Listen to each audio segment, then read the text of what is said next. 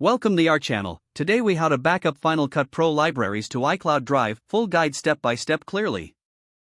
Open Final Cut Pro on your Mac.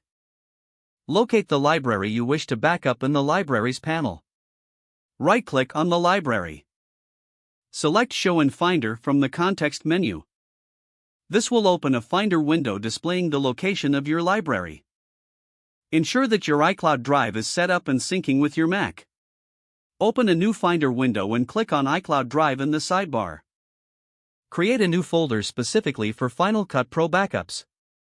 Go back to the Finder window with your library. Click and drag the library file into the new folder in iCloud Drive. Wait for the file to finish copying to iCloud. Once the upload is complete, you can check the progress in the iCloud Drive folder. Make sure the library appears in your iCloud Drive folder. To verify that the backup is successful, open iCloud Drive from another device. Check that the library file is accessible and intact. If you plan to backup frequently, consider setting up an automated backup schedule. Regular backups help ensure your editing projects are safe and secure. Keep your Final Cut Pro updated to avoid complications with library formats. Stay organized by naming your backups clearly and including dates. When needed, simply download the library from iCloud Drive to restore your project. This process ensures your valuable editing work is always protected.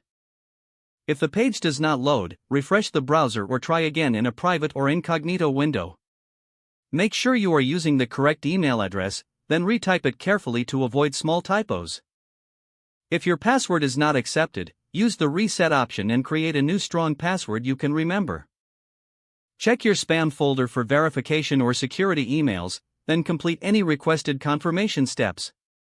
Enable two-factor authentication if available to improve account security and reduce unauthorized access risk. After signing in, review your profile details so your contact information and settings are accurate and current. If you see an error message, note it down and try again after restarting your device and internet connection.